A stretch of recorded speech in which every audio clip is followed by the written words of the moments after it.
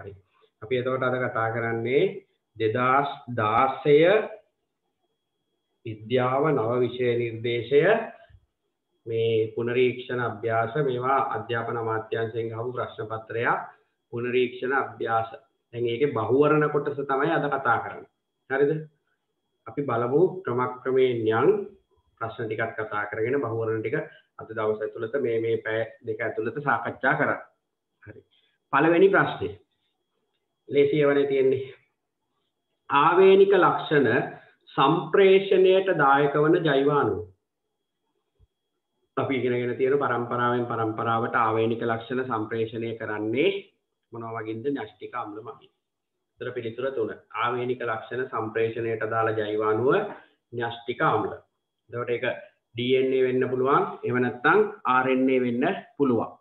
ඩිऑක්සිරයිබෝනියුක්ලික් acid හෝ රයිබෝනියුක්ලික් acid වෙන්න පුළුවන්.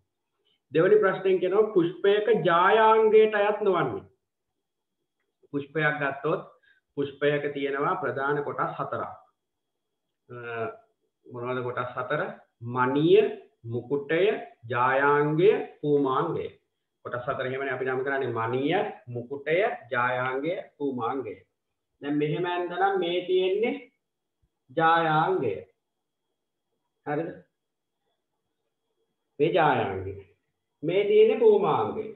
පූමාංග දෙකක්ම මම ඇඳලා. මේ තියෙන්නේ මුකුටය.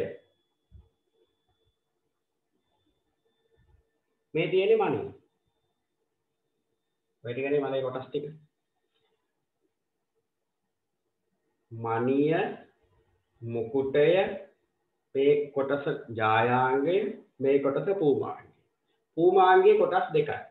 කොටස් දෙක තමයි එකක් තමයි සූත්‍රිකාව.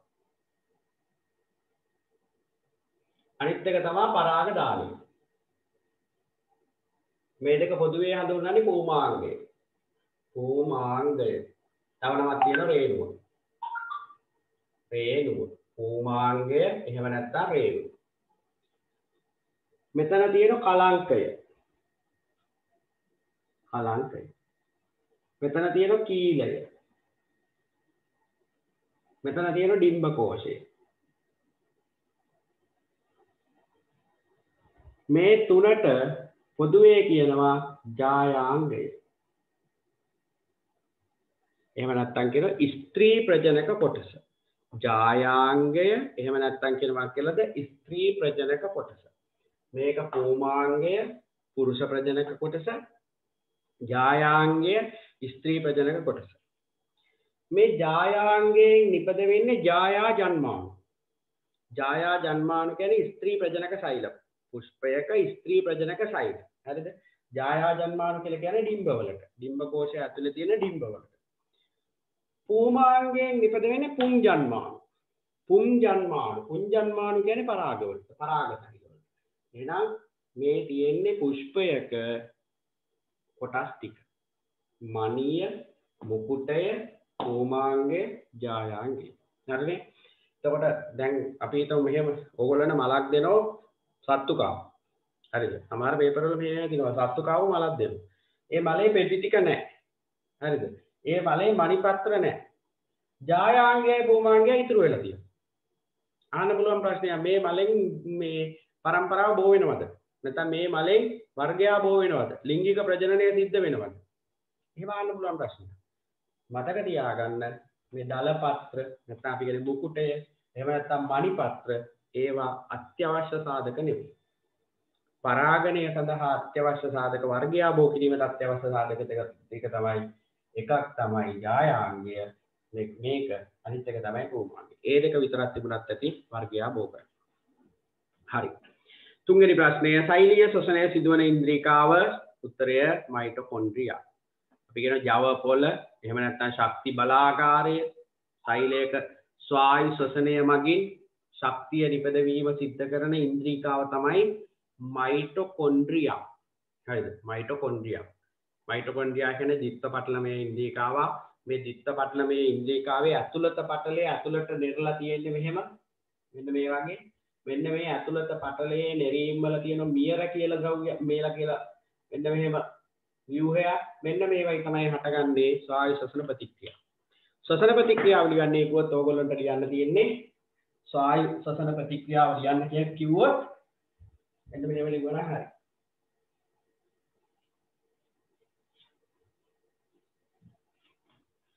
ශ්වසනය කියන්නේ ශක්තිය නිපදවීම. එතකොට ශ්වසන ප්‍රතික්‍රියාව ලියන්නේ කොහොමද? C6යි H12යි O6යි ධන 6යි O2 E තලයක් 6යි CO2 ධන 6යි H2O ධන ශක්තිය. ඔක තමයි ශ්වසන ප්‍රතික්‍රියාව. මෙතෙන්දී නිපද වෙන ශක්තිය ගබඩා වෙනවා ATP තුල. ATP කියන්නේ ඇඩිනෝසින් ට්‍රයිෆොස්ෆේට්. මේ ATP තුල ගබඩා වෙන ශක්තියෙන් පුළුවන් අපිට ඕන වෙලාවට එදිනෙදා කාර්යයන් කරන්න. හරිද? ATP කියන්නේ ශක්තිය ගබඩා කරනවා, නිදහස් කරනවා, ශක්ති වාහකයක් ලෙස ක්‍රියා කරනවා. හරිනේ? එහෙනම් ඔන්නෝක තමයි ශ්වසන ප්‍රතික්‍රියාව. ඒක සිද්ධ වෙන්නේ මයිටොකොන්ඩ්‍රියා ඇතුලේ. ස්වායු ශ්වසන ප්‍රතික්‍රියාව. ග්ලූකෝසුයි ඔක්සිජනුයි එක්ක හොයලා ශක්තිය නිපද වෙනවා. අනවශ්‍ය ද්‍රව්‍ය විදියට කාබන් ඩයොක්සයිඩුයි ජලයයි හැදෙනවා.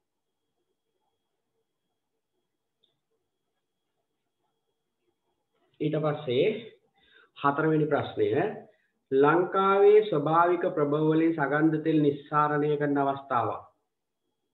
උත්තරය පැංගිරි තෙල් නිපදවීම. සෝයා තෙල්, පොල් තෙල්, දුන් තෙල් ඒවා සගන්ධ තෙල් විදියට අපි ගන්නෙ නැහැ. සගන්ධ තෙල් කියන්නේ ශාකයකින් නිකුත් වෙන සුවඳ හමන තෙල් වර්ග. එතකොට සගන්ධ තෙල් නිපදවන අවස්ථාව තමයි මෙතන මොකක්ද? පැංගිරි තෙල්. පැංගිරි තෙල්. හරි. පස්වෙනි ප්‍රශ්නය. රසායනික ප්‍රතික්‍රියාවක සිදුවන තාප ශක්ති විපර්යාසය පහත ප්‍රස්ථාරයේ දැක්වේ. ඒ අනුව ප්‍රතික්‍රියාව පිළිබඳ පහත සඳහන් ප්‍රකාශ වලින් සත්‍ය ප්‍රකාශය කුමක්ද? හරි. අපි උත්තර හතර බලන්න කලින් මේ ප්‍රස්ථාරය දිහා බලන්න. පරිසරයේ සිද්ධ වෙන රසායනික ප්‍රතික්‍රියාවල තාප හුවමාරුවක් වෙනවා. හරිද?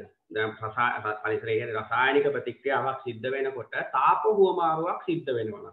තාප හුවමාරුවක් කියන්නේ පද්ධතියෙන් තාපය ලබා ගන්නවා හෝ පද්ධතියට නැත්නම් ප්‍රතික්‍රියාව සිද්ධ වෙන තැනට තාපය පිට කරනවා. තාපය ලබා ගන්නවා නම් අපි කියන්නේ තාපදායක. තාපය උරා ගන්න ප්‍රතික්‍රියාවට කියන්නේ තාප අවශෝෂක ප්‍රතික්‍රියාව. තාප අවශෝෂක. පරිසරයෙන් තාපය අවශෝෂණය වෙනවා නම් ප්‍රතික්‍රියාව සිද්ධ වෙන්නේ තාප අවශෝෂක ප්‍රතික්‍රියාව.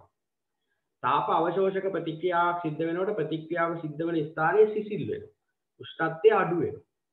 දැන් අපි මේ 11 වසරේදී තාප අවශෝෂක ප්‍රතික්‍රියාවක් විදිහට කතා කරන්නේ මේ සෝඩියම් බයිකාබනේට් වලට දානව සිට්‍රික් අම්ලය. ගෙදරදී ඕක කරලා බලන්න පුළුවන්. ගෙදර සෝඩියම් බයිකාබනේට් හොයාගන්නත් පුළුවන්, සිට්‍රික් අම්ලය හොයාගන්නත් පුළුවන්. නැත්නම් ඇසිටික් අම්ලය දැම්මත් හරි. සෝඩියම් බයිකාබනේට් කියන්නේ ආප්ප සෝඩා. හරිද? සිට්‍රික් අම්ලය කියන්නේ දෙහි. දෙහි වල තියෙන අම්ලය තමයි සිට්‍රික් අම්ලය. සෝඩියම් බයිකාබනේට් වලට සිට්‍රික් අම්ලය දාලා අපි උෂ්ණත්වමානයක් දැම්මොත් උෂ්ණත්වය අඩු වෙනව බලා ගන්න පුළුවන්. හරිද? අපි ඔය තාප විපර්යාස ආශ්‍රිතව මේ රසායනික ප්‍රතික්‍රියා ආශ්‍රිතව තාප විපර්යාස ගණනය කරනවා. එතෙන්දි ගන්න ක්‍රියාකාරකම ඕක. හරිද? සෝඩියම් බයිකාබනේට් ගන්න බීකරයකට. සිට්‍රික් අම්ලය ගන්න බීකරයකට. ජලය දිය කරලා ගන්න සෝඩියම් බයිකාබනේට් දාගෙන සිට්‍රික් අම්ලය. ආරම්භක උෂ්ණත්ව මනුව. අපි හිතමු ආරම්භක උෂ්ණත්ව සෙල්සියස් අංශක 30යි. පරිසර උෂ්ණත්වය කියමුකෝ. මේ දෙක එකට කලවම් කරනවා. අර උෂ්ණත්වමානි දානවා. දාලි වල බලනවා අඩුම වෙන උෂ්ණත්වය අඩුම වන අවස්ථාව. අපි හිතමු සෙල්සියස් අංශක 18යි. ආරම්භක උෂ්ණත්වය සෙල්සියස් අංශක 30යි. අන්තිම රසායනික ප්‍රතික්‍රියාව සිද්ධ වෙනකොට සෙල්සියස් අංශක 18ට අඩු වෙනවා. එහෙනම් උෂ්ණත්ව වෙනස සෙල්සියස් අංශක 12යි. හරිද? උෂ්ණත්ව වෙනස සෙල්සියස් අංශක 12යි. ඒ විදිහට වෙනස හොයාගත්තා. ඊට පස්සේ අපිට ගාන හදන්න පුළුවන් Q = mc θ සමීකරණය දාලා. දැන් ඔයගොල්ලෝ 10 වසරේ හිටියත් 11 වසරේ හිටියත් ওই සමීකරණය අහලා තියෙනවා. මොකද මේ කාල සීමාව තුළ ඔයගොල්ලෝ පේපර් 5ක් කරා නම් ওই පේපර් 5 ওই සමීකරණ අහලා තියෙනවා. Q = mc θ. තාපය උගන්නන්න ඕනේ නැහැ ඔක දැනගන්න. Q = mc θ. Q = mc θ කියන්නේ Q කියන්නේ තාපය, m කියන්නේ ස්කන්ධය, T කියන්නේ විශිෂ්ටතාවධාරීතාවය, T කියන්නේ උෂ්ණත්ව වෙනස. උෂ්ණත්ව වෙනස 12යි. විශිෂ්ටතාවධාරීතාවය අපි ගන්නේ ජලයේ විශිෂ්ටතාවධාරීතාවය 4200. ඊට පස්සේ ස්කන්ධය කියන්නේ මිලිලීටර් 50යි 50යි නම් මිලිලීටර් 100 අපි ග්‍රෑම් 100ක් කියලා ගන්න. එතකොට 100 වැඩි කිරීම 100 බෙදීම 1000 මෙන්න මෙහෙම ගානක් හදන්න පුළුවන්. Q සමානයි mc/θ. ස්කන්ධයේ ග්‍රෑම් 100යි. මොකද ජලයේ ඝනත්වයයි ද්‍රාවණයේ ඝනත්වයයි සමාන කරනවා. ග්‍රෑම් කිලෝග්‍රෑම් කරන්න 1000න් බෙදලා. විශිෂ්ටතා අපදාරිතාවය 4200යි. උෂ්ණත්ව වෙනක 30න් 18 කියන්නේ 12යි. උත්තරෙත් ගන්න පුළුවන්.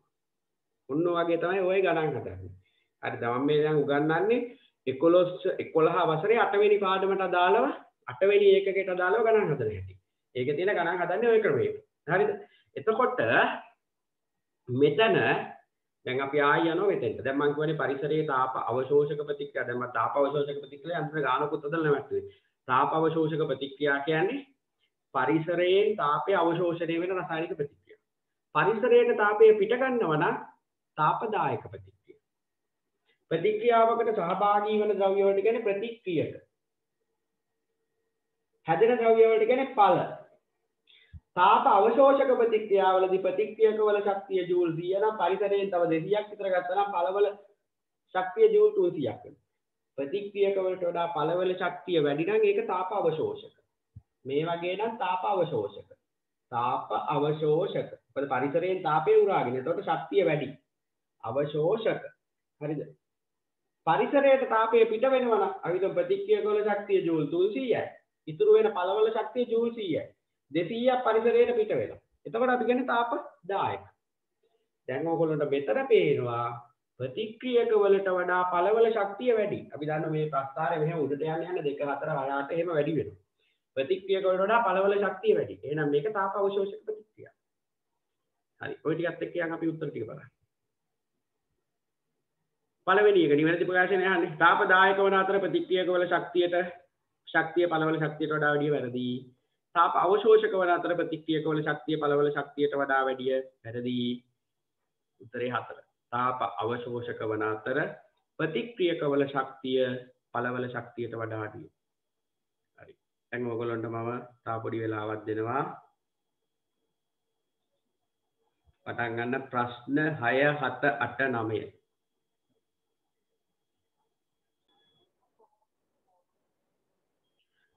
හයවෙනි ප්‍රශ්නය. හයවෙනි ප්‍රශ්නේ තියෙන්නේ පහත සදහන් ප්‍රකාශ වලින් නිවැරදි ප්‍රකාශය තෝරන්න. දැන් අපි අම්ල භස්ම ගැන කතා කරන්නේ පද්ධති පාඩමෙන් පස්සේ 11 වසරේ. 11 වසරේ තියෙන 7 වෙනි පාඩම අම්ල භස්ම ලවන ඒ පාඩම. නමුත් අපි මේ පාඩම ඉගෙන ගත්තත් නැතත් මේ ප්‍රශ්නෙට උත්තර දෙන්න පුළුවන්. අම්ලයකදී නිල් ලිට්මස් රතු පැහැවේ රතු ලිට්මස් නිල් පැහැවේ වැරදි. අනේ හරි. අම්ලයකදී නෑ වැරදි. අම්ලයකදී නිල් ලිට්මස් රතු පාට වෙනවා. රතු ලිට්මස් වල වර්ණය වෙනස් වෙන්නේ නැහැ. අම්ලයකදී නිල් ලිට්මස් රතු පාට වේ රතු පැහැති ලිට්මස් වර්ණය වෙනස් වෙන්නේ හරි. අම්ලයකදී රතු හා ලිට්මස් කැබලි ඒවා වැරදි. අම්ලයකදී එකක් වැරදි උත්තරේ 2. හරිද? දැන් මම පොඩ්ඩක් මේ දර්ශක ටික ගැන කතා කරන්නම්. දැන් මේ පාඩමේ අපි මෙන්න මේවට කියන්නේ දර්ශක කියලා. අම්ල, භස්ම හා උදාසීන ද්‍රව්‍ය හඳුනා ගැනීමට භාවිතා කරන දේවල් වලට අපි කියන දර්ශක කියලා. අම්ල, භස්ම, උදාසීන ද්‍රව්‍ය හඳුනා ගැනීමට භාවිතා කරන දෑ දර්ශක නම් වේ. හරිද?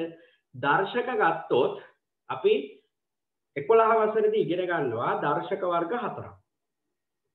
ලිට්මස් පත්‍ර, pH පත්‍ර, පිනොප්තලීන්, මෙතිල් ඔරෙන්ජ්.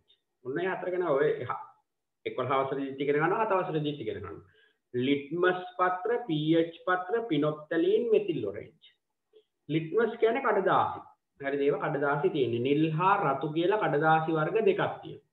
අම්ලයකදී නිල් හරි රතු හරි මොකක් හරි ලිට්මස් රතු පාටයි. අම්ලයකදී ලිට්මස් කඩදාසි වල වර්ණය රතු පාටයි. භස්මයකදී ඕනෑම ලිට්මස් කඩදාසියක වර්ණය නිල් පාටයි. ඒ කියන්නේ නිල් ලිට්මසුත් නිල් පාටයි රතු ලිට්මසුත් නිල් පාටයි. අම්ලයකදී ලිට්මස් පත්‍ර රතු පාටයි. භස්මයකදී ලිට්මස් පත්‍ර නිල් පාටයි.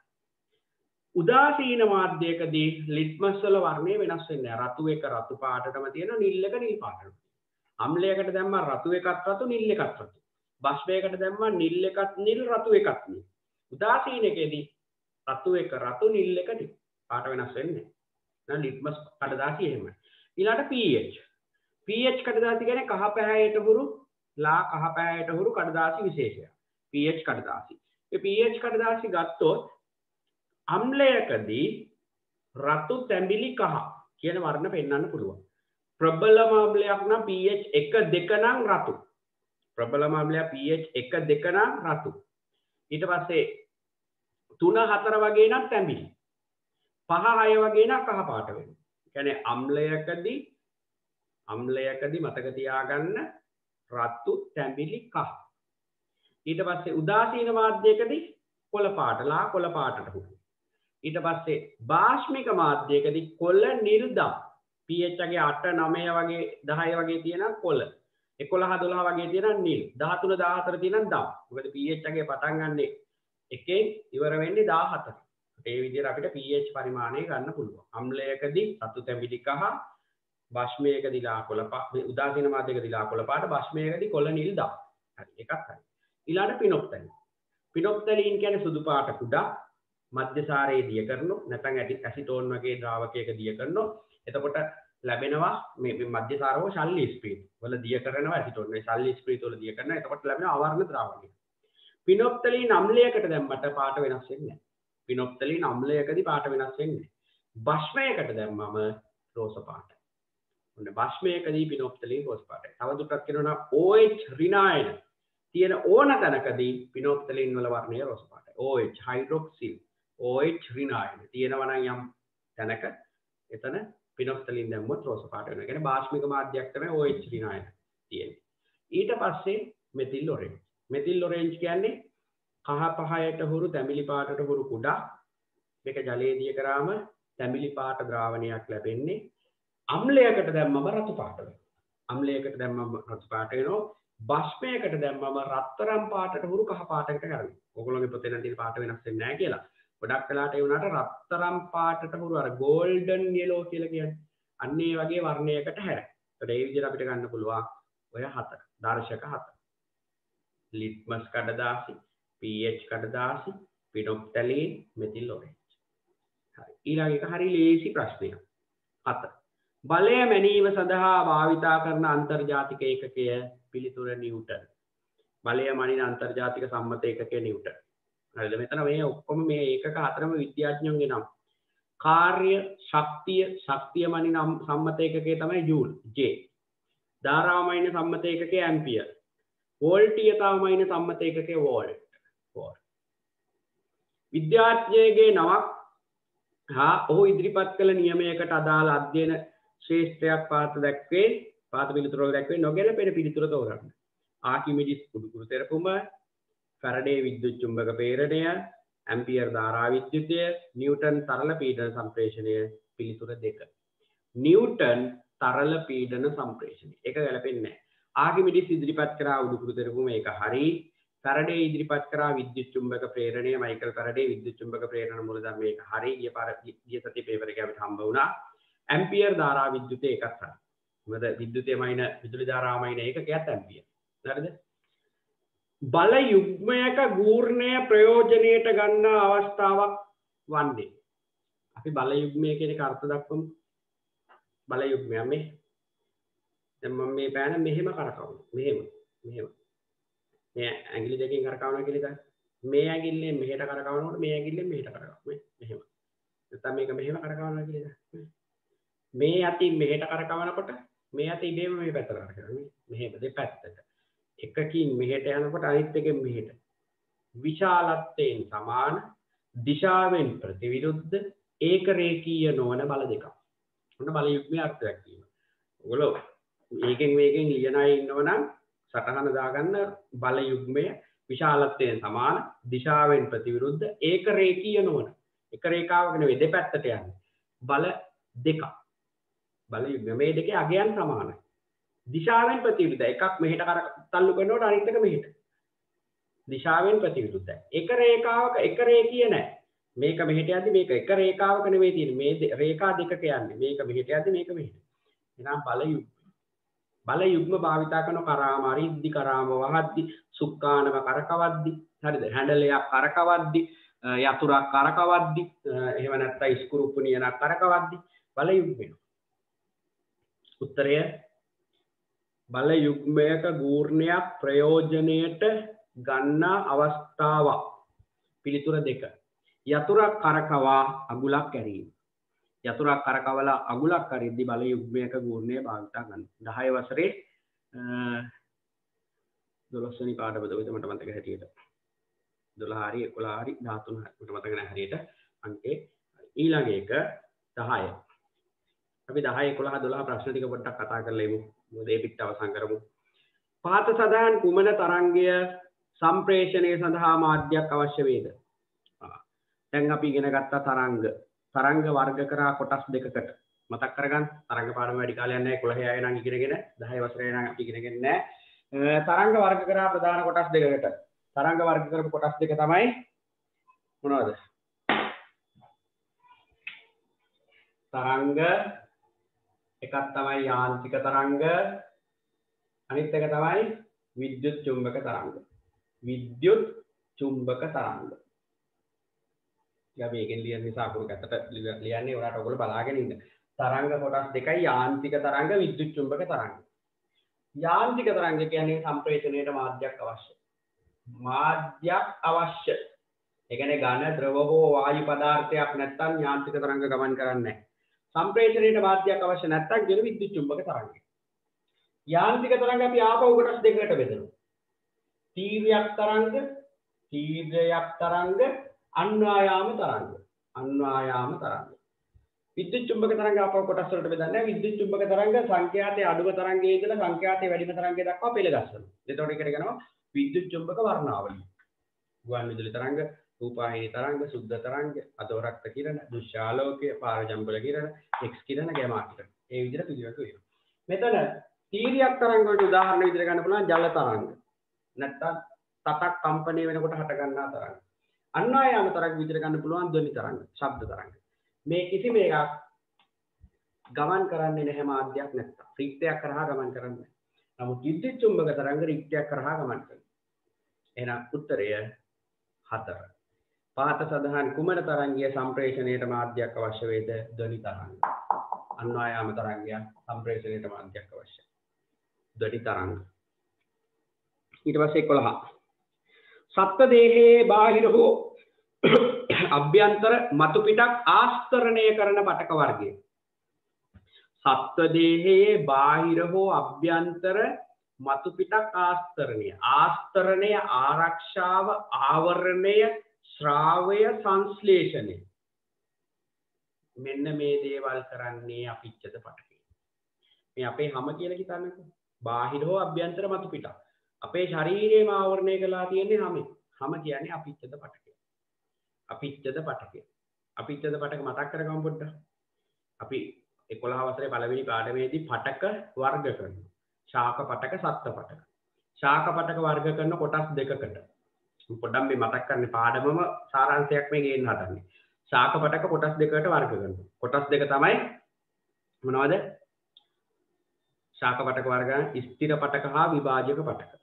ස්ථිර පටක කියන්නේ තව දුරටත් බෙදෙන නැත්නම් විභාජනය නොවන සෛල අඩංගු පටක. විභාජක පටක කියන්නේ තව දුරටත් විභාජනය වන සෛල අඩංගු පටක. විභාජක පටක ආපහු කොටස් තුනකට බෙදුවා. අග්‍රස්ත විභාජක, පාර්ශ්වික විභාජක, අන්තරස්ත විභාජක. අග්‍රස්ත විභාජක තියෙන්නේ කඳේ අග්‍රේ මුලේ අග්‍රේ. ගහ උස යනවා මුල් දික් වෙනවා. පාර්ශ්වික විභාජක වලට උදාහරණ තමයි කැම්බියම්. ඒකෙන් කරන්නේ කඳ මහත් වෙනවා. දී බීජපත්‍රී ශාකවල කඳ මහත් වෙනවා. අන්තරාර්ථ විභාජක තියෙන්නේ කඳේ පර්වවල. පර්ව අතර දිග වැඩි වෙනවා. ඔය තුනනේ කතා කරන්නේ. ඊළඟට ස්ථිර පටක් ගත්තාම සරල ස්ථිර සංකීර්ණ ස්ථිර. සෛල එකම වර්ගයේ සෛල වලින් හැදෙන නම් සරල ස්ථිර. සෛල වර්ග කීපයක් එකට එක්කවල හැදෙන සංකීර්ණ ස්ථිර පටක. සරල ස්ථිර පටක ආපහු කොටස් තුනකට බෙදෙනවා. මෘදුස්තර පටක, දෘಢස්තර පටක, ස්ථූල කෝණස්තර පටක. සංකීර්ණ ස්ථිර පටක ආපහු කොටස් දෙකකට බෙදෙනවා. සෛලම ෆ්ලෝයම්. එතනින් ශාක පටක ඉවරයි. සත්ත්ව පටක අපවලට අපි ආපහු යනවා. සත්ත්ව පටක අපි කොටස් 4කට බෙදනවා.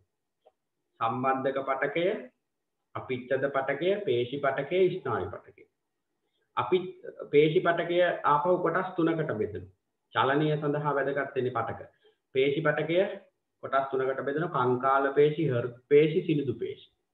එතනින් පේශි පටකය ඉවරයි. ඊට පස්සේ සම්බන්ධක පටකය කියන්නේ අර පූරකයක් තියෙන සෛල පූරකය තුල ගිලිලා තියෙන සෛල වලින් පූරකය නිපදවන තන්තු තියෙන පටකයට කියන සම්බන්ධක පටක. සම්බන්ධක පටක අපි ආපහු කොටස් තුනකට බෙදෙනවා. රුධිර පටකය, අස්ථි පටකය, කාටිලේජ්. තව එකක් තියෙනවා සමට යටින් තියෙන සම්බන්ධක පටකය. එතනින් සම්බන්ධක පටකය ගැන අපි කතා කරලා ඉවර කරනවා. ඊට පස්සේ ස්නායු පටකය කියන්නේ ස්නායු වලින් හැදිලා තියෙන ස්නායු සෛල වලින් හැදිච්ච පටකය කියන ස්නායු පටකය ආවේග සම්ප්‍රේෂණයට වැදගත් වෙන්නේ. ඒක ගැන අපි කතා කරන නියුරෝන වර්ග තුනක් තියෙනවා. ඒක කතා කරමු. ඊළඟට අපිච්ඡද පටකය කියන්නේ මතක තියාගන්න පාදාස්ත පටලයක් මත පිහිටලා තියෙන. දැන් අපිච්ඡද පටකය පිහිටලා තියෙන මෙන්න මේ වගේ පටලයක් උඩ. ඒ පටලයට කියව පාදාස්ත පටලය. ඒ පාදාස්ත පටලයේ උඩ සෛල තදින් ඇහිරිලා තියෙන පාදාස්ත පටලය වගේ සෛල පෝෂණය වන පටකයක් තමයි අපිච්ඡද පටකය කියන්නේ. කියන්නේ මේ අපිච්ඡද පටකයට රුධිරය යන්නේ නැහැ. රුධිරය යන්නේ පාදාස්ත පටලය. එතනින් තමයි මේගොල්ලෝ පෝෂණය උරාගන්නේ. හරිද? අපිච්ඡද පටක වලින් කරන්නේ වහගෙන ඉන්න එක. අපේ හැම අපිච්ඡද පටකය මුළු ඇඟම වහගෙන ඉන්නේ හැමේ. එහෙම නැත්නම් අවයව බාහිර අභ්‍යන්තර අපේ ඇඟ ඇතුලේ තියෙන අවයව හැම එකම වටේටම අපිච්ඡද පටකයක් තියෙනවා. රුධිර කේශ නාලිකාව වටේටත් අපිච්ඡද පටකයක් තියෙනවා. ඒවයින් කරන්නේ ආවරණය, ආස්තරණය, ශ්‍රාවය, ග්‍රන්ථි. අපිච්ඡද පටකයේ තියෙන ග්‍රන්ථි වලින් අපේ ශරීරයේ විවිධ ශ්‍රාවයන් නිකුත් කරනවා. දහඩිය උදාහරණයක් ස්වේද ග්‍රන්ථි හැමේ. හරිද? ශ්‍රාවය, අවශෝෂණය. අපිච්ඡද පටකෙන් ආහාර මාර්ගයේ තියෙන බිත්ති වල තියෙන අපිච්ඡද පටකෙන් ආහාර පෝෂක උරා ගන්නවා. හරිද? ශ්‍රාවය, අවශෝෂණය, සංශ්ලේෂණය. හැමේ තියෙන අපිච්ඡද පටකේ විටමින් D සංශ්ලේෂණය කරනවා. මෙන්න මේ වගේ දේවල් වලට හැඩ ගැහිලා තියෙන අපිච්ඡද පටකය. හරිද? පාදාස්ත පටලයක් මත පිහිටලා තියෙන පාදාස්ත පටලයෙන් පෝෂණය වන පටකයක් තමයි අපිච්ඡද පටකය. ඔය වචන දෙක තුනක් හරි මතක තියාගන්න. 10 අයට මම කියන්නේ මේක වචන දෙක තුනක් හරි මතක තියාගන්න. ඒක ඕගොල්ලන්ට හොඳටම ප්‍රමාණවත් 11 වසරක යද්දි. හරිද?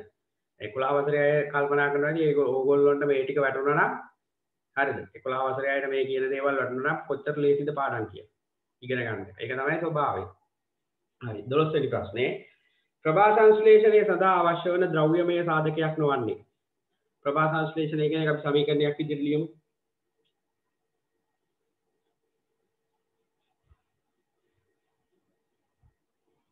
ප්‍රභා සංශ්ලේෂණය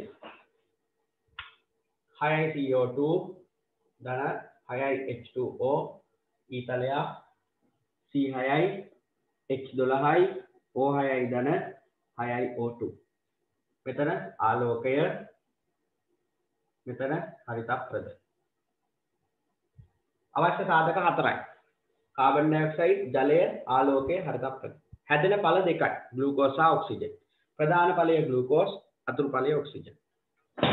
කාබන් ඩයොක්සයිඩ් කියන්නේ ද්‍රව්‍යමය සාධකයක්. ජලය කියන්නේ ද්‍රව්‍යමය. හරිතප්‍රද කියන්නේ ද්‍රව්‍යමය. ද්‍රව්‍යමය නොවන සාධකය ආලෝකය. ඒක ශක්ති විශේෂයක්. එහෙනම් ප්‍රභා සංශ්ලේෂණය සඳහා අවශ්‍ය ද්‍රව්‍යමය සාධකයක් නොවන්නේ උත්තරේ ඉන්නේ හිරු එළිය. රයිට්. පහත සඳහන් සම්බන්ධතාවලින් නොගැලපෙන යුගලය. හරිත ලව, ප්‍රභා සංශ්ලේෂණය, න්‍යෂ්ටිය, සෛලේ ජීව ක්‍රියාපාලනය, ගොල්ගි දේහ, ශ්‍රාවී කෘත්‍ය, රයිබෝසෝම ශක්තිය නිපදවීම උත්තරේ 4. රයිබෝසෝම වලින් කරන්නේ ප්‍රෝටීන සංශ්ලේෂණයට අවශ්‍ය ස්ථාන සැපයීම. ප්‍රෝටීන සංශ්ලේෂණය සඳහා දායක වීම. එතකොට උත්තරේ එන්නේ 4. හරිද? හරිත ලව ප්‍රභා සංශ්ලේෂණය හරි, න්‍යෂ්ටිය ජීව ක්‍රියාපාලනය හරි, ගොල්ගි දේහ ශ්‍රාවී කෘත්‍ය හරි. 14. පේශී පටකය හා සම්බන්ධව දක්වා ඇති ප්‍රකාශ කිහිපයක් පහත දැක්වේ. අස්ථි පටක අස්ථි සමග සම්බන්ධ වෙමින් දේහයේ ඉච්ඡානුක චලන පවත්වා ගැනීම. හරිනේ? දැන් මේ මගේ අතේ තියෙන මෙතන ඉඳලා මෙතෙන්ට අස්ථි දෙකක්. අරාස්ථිය හා අන්වරාස්ථිය. මේකට සම්බන්ධ වෙලා තියෙන පේශි. පේශි වලින් අපිට පුළුවන් පේශි වලට පුළුවන් සංකෝචනය වෙන්න ඉහිල් වෙන්න. සංකෝචනය වෙන්න ඉහිල් වෙන්න. පේශි සෛල වල ලක්ෂණයක්. සංකෝචනය වෙන්න පුළුවන්, ඉහිල් වෙන්න පුළුවන්, සංකෝචනය වෙනොත් නැවත ඉහිල් වෙන්න පුළුවන්. එතකොට චලන සඳහා දායක වෙනවා. හරි. ඉච්ඡානුක කියන්නේ හිතාමතා පාලනය කරන චලන. ඒක හරි. ආහාර මාර්ගයේ යාන්ත්‍රික චලන එකත් හරි. ආහාර මාර්ග පිටියේ යාන්ත්‍රික චලන ඇති කරන්න පේශි දායක වෙනවා. හෘදය රිද්මයානුකූල චලන ඒකත් හරි. දැන් මෙතන අහලා තියෙන වෙන මොකක් හරි ගා. ඉහත ක්‍රියාවලින්ට අදාළ පේශි. අස්ථි සමග සම්බන්ධ වෙලා අස්ථි වලට නැත්නම් අපේ ශරීරයේ තියෙන ඇට සැකිල්ලට කියන නම තමයි කංකාලය. අපේ ඇට සැකිල්ලට ශරීරයේ අස්ථි පද්ධතියට කියන්නේ කංකාලය. කංකාලයත් එක්ක සම්බන්ධ නම් අපි කියන්නේ කංකාල පේශි. එහෙනම් අස්ථි සමග සම්බන්ධ වෙලා චලන පවත්වාගෙන යන්නේ කංකාල පේශි. ආහාර මාර්ග විත්තියේ යාන්ත්‍රික චලන ඇති කරන්නේ සිනිඳු පේශි. අපිට ඒක පාලනය කරන්න බෑ. හෘදයේ විතරක් තියෙන පේශි වලට කියන්නේ හෘද පේශි. පිළිතුර 3. කංකාල පේශි, සීදු පේශි, හෘද පේශි. ඊළඟ 15 පිළිවෙලින් අපුෂ්ප ශාක දෙකක් දක්වා ඇත්තේ. ශාක වර්ගීකරණය ගත්තොත් ශාක වර්ගීකරණය අපි කොටස් දෙකකට බෙදලා මුලින්ම ශාක පුෂ්ප හට ගන්නා, පුෂ්ප හට නොගන්නා. පුෂ්ප හට ගන්නවා නම් කියනවා අපුෂ්ප, පුෂ්ප හට ගන්නවා නම් කියනවා සපුෂ්ප. ආයි අපුෂ්ප ශාක බෙදෙන කොටස් දෙකකට එහෙම ලියන්න පුළුවන්. ශාක එකක් තමයි අපුෂ්ප. අනිත් එක තමයි මොකද්ද? සපුෂ්ප. සපුෂ්ප. අපුෂ්ප ශාක ආපහු කොටස් දෙකයි. මොනවද? බීජ හට ගන්නා, මල් පිපෙන්න ඇතුළට බීජ හට ගන්නවා. බීජ හට ගන්නා, අනිත් එක බීජ හට නොගන්නා අපුෂ්ප ශාක. ආයි සපුෂ්ප ශාක කොටස් දෙකයි. ඒක බීජපත්‍රි, මේ පැත්තේ දී බීජපත්‍රි. දී බීජපත්‍රි. මේ බීජ හට ගන්නා පුෂ්ප ශාක වල තියෙන විවෘත බීජක. බීජාණු බීජ පත්‍රවල බීජාණු එකට එක්කවල තමයි බීජ හැදෙන්නේ. හරිද? මහා බීජාණු පත්‍රවල මඩු, ෆයිනස්, සයිකස්, මේ සයිප්‍රස්, සයිකස් කියන්නේ මඩු වලටමනේ. මඩු, ෆයිනස්, සයිප්‍රස් බීජ හට ගන්නා පුෂ්ප ශාක. බීජ හට නොගන්නා මාකැන්ටියා, පොගනාටු, සෙලජිනෙල්ලා, ලයිකොපෝඩියම්, නෙෆ්‍රොලෙපිස්, මෙන්න මේ වගේ බීජ හට නොගන්නා. හරිද? බීජ හට නොගන්නා මාකැන්ටියා, පොගනාටු, සෙලජිනෙල්ලා, නෙෆ්‍රොලෙපිස් ඒවා. මෙතන සීකස්, ෆයිනස්, සයිප්‍රස්. ඒක බීජපත්‍රය කියන්නේ බීජේ බීජපත්‍ර එකයි, පියලි එකයි. පොල්, පුවක්, තල්, කිතුල්, තනකොළ, බඩේරිපු, උග්ගස්, උණගස්, වී ඒ වගේ ඒවා. දී බීජපත්‍රි, බීජේ බීජපත්‍ර දෙකක් තියෙනවා. මේවට පොදුවේ කියන්නේ ආවෘත බීජක ශාක. බීජයේ වටේට ආවරණයක් තියෙනවා. මේවට කියන්නේ විවෘත බීජක ශාක. හරිද? බීජ හට ගන්නා අපුෂ්ප ශාක වලට කියන්නේ විවෘත බීජක. එහෙනම් බලමු උත්තරේ. පිළිවෙලින් අපුෂ්ප ශාක දෙකක් දක්වා ඇත්තේ. පිළිතුර 2. සෙලජිනෙල්ලා සහ සීකස්. සෙලජිනෙල්ලා සහ සීකස්. 16 වෙනි ප්‍රශ්නේ. අපි 16යි 17යි කරමු. 16. ප්ලාන්ටේ සහ ඇනිමාලියා රාජධානිය අතර මූලික වෙනසක් දැකිය නොහැක්කේ පහත කුමන නිර්ණායකය තුලද? ඔන්න ඔයගේ ප්‍රශ්න තමයි අපිට අමාරු ප්‍රශ්න විදියට සලකන්න වෙන්නේ. ප්ලාන්ටේ සහ ඇනිමාලියා. දැන් ප්ලාන්ටේ කියන්නේ ශාක රාජධානිය. ඇනිමාලියා කියන්නේ සත්ව රාජධානිය. මේ ශාක මේ සෛල අතර දැකිය මූලික වෙනසක් දැකිය නොහැක්කේ. මූලික වෙනසක් දැකිය නොහැක්කේ. බලන්න මොකද්ද කියලා. මූලික වෙනසක් දැකිය නොහැක්කේ.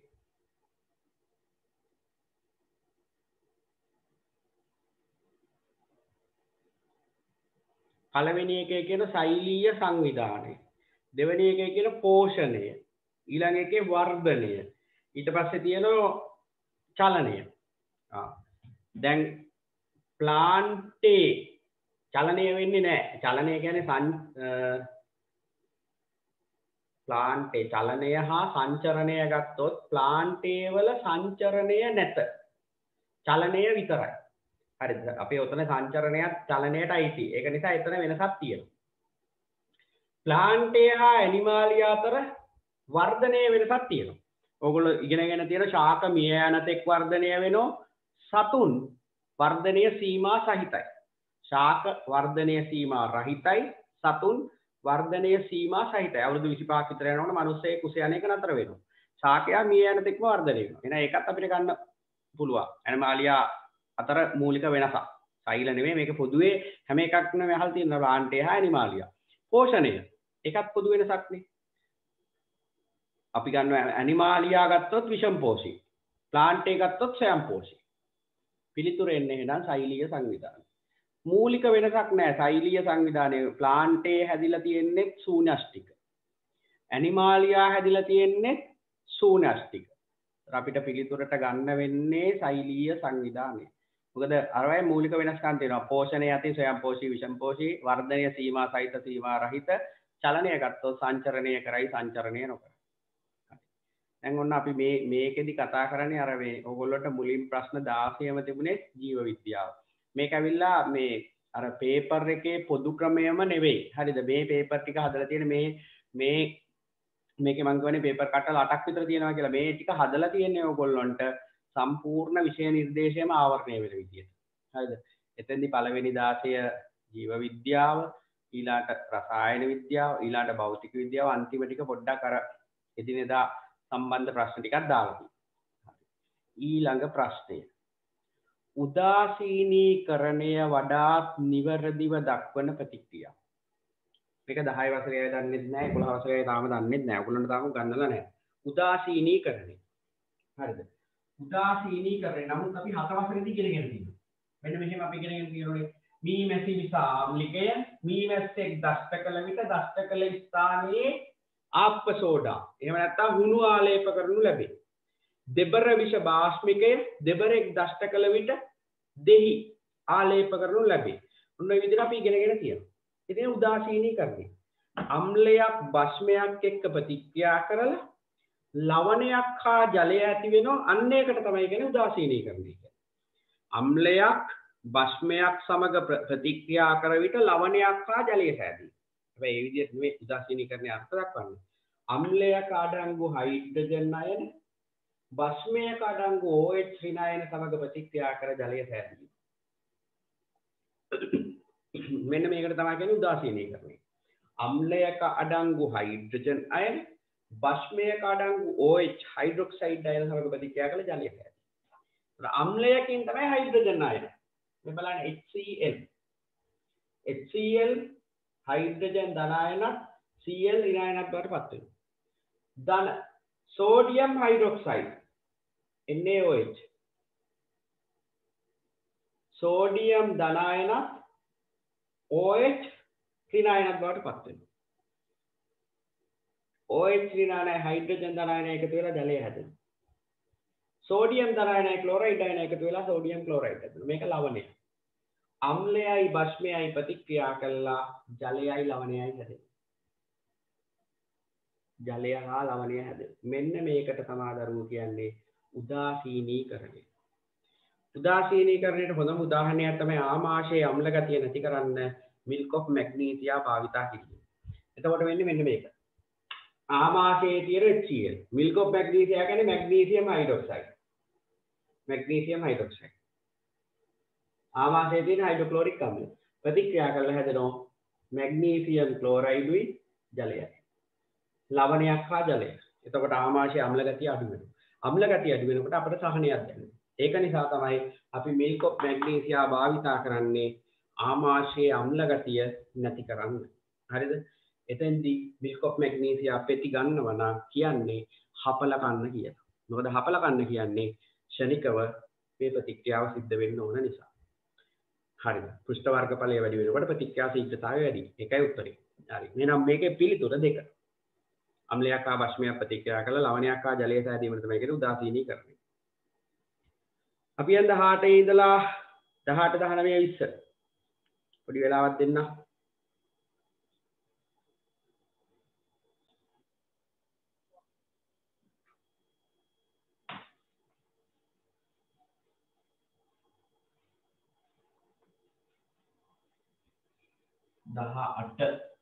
දහඅට වෙනි ප්‍රශ්නේ අපි කතා කරන්නේ ලෝහ මූලද්‍රව්‍ය හා අලෝහ මූලද්‍රව්‍ය පිළිබඳ පාත ඉදිරිපත් කර ඇති ප්‍රකාශ වලින් අසත්‍ය ප්‍රකාශය. 10 වසරේ 3 වෙනි පාඩම.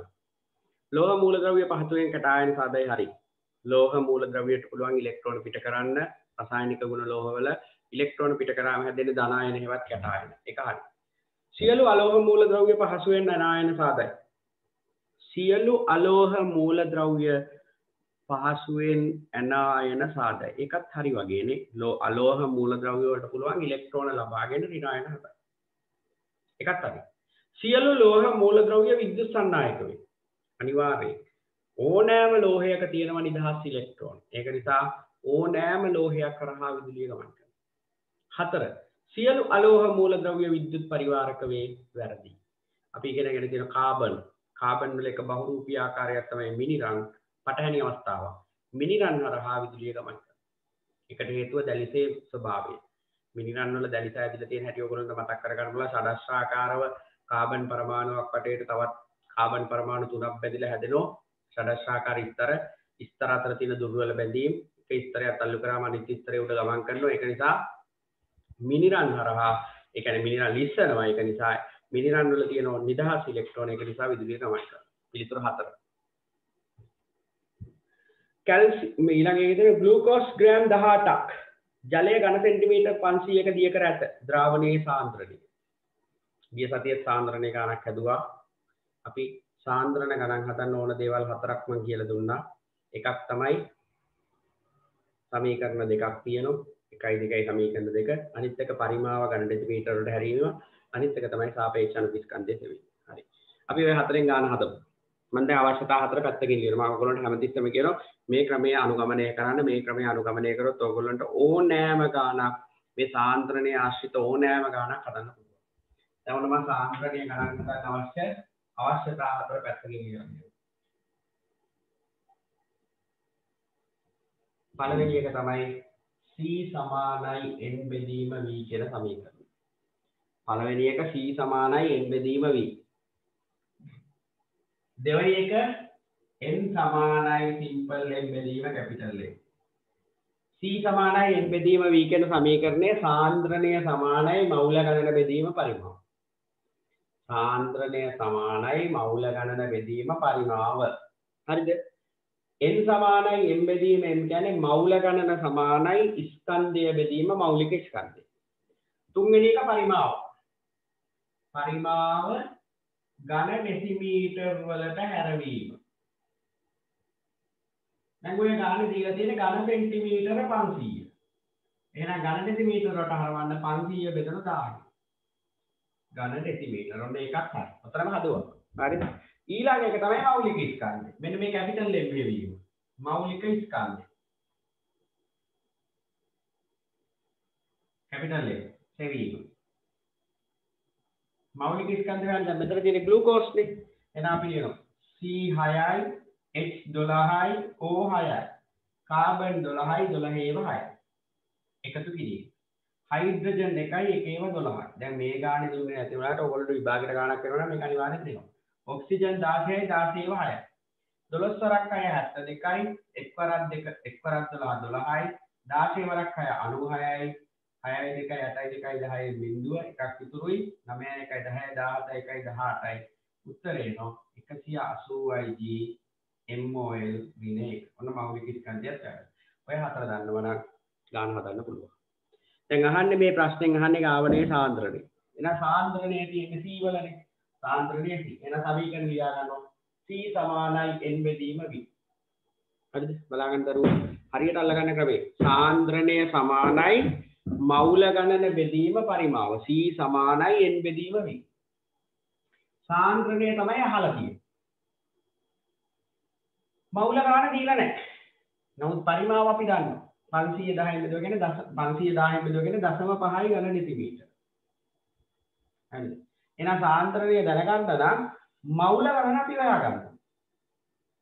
මවුල ගණන ගාන දීලා නැහැ. නමුත් දීලා තියෙන ස්කන්ධය ග්‍රෑම් 18යි. මෞලික ස්කන්ධයත් අපි දන්නවා. එහෙනම් n සමානයි m බෙදීම කැපිටල් M.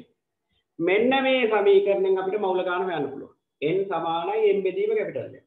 ස්කන්ධය ස්කන්ධය 18යි ග්‍රෑම්. හරිද? ස්කන්ධය ග්‍රෑම් 18යි. මෞලික ස්කන්ධය 180යි G MOL ඍණ 1. හරිද? G ට G කැපිලා යනවා. 18 1යි 18 180ට 10යි. 10න් 1යි කියන්නේ 0.1යි. MOL ඍණ 1 උඩට ගියාම MOL. ඔන්න මවුල ගාන හොයාගන්න. 0.1යි. මවුල ගාන 0.1 ඒක ආදේශ කරන්නේ මෙන්න මෙතන. 0.1 MOL. ඒ මවුල ගාන මේ මවුල ගාන තමයි මෙතන මේ සමීකරණේ මවුල ගාන සමානයි. එහෙනම් 0.1 0.5න් බෙදනවා කියන්නේ 5න් 1යි. 5න් 1යි කියන්නේ 0.2යි. MOL DM ඍණ 3. ඔන්න උත්තරේ. පිළිතුර 2. පිළිතුර 2. ඔය ක්‍රමය අල්ල ගන්න. ඕක හදා ගන්න. 10 වසරේ අයට උනත් ගැටලුවක් නැහැ. ඕක තමයි ක්‍රමය.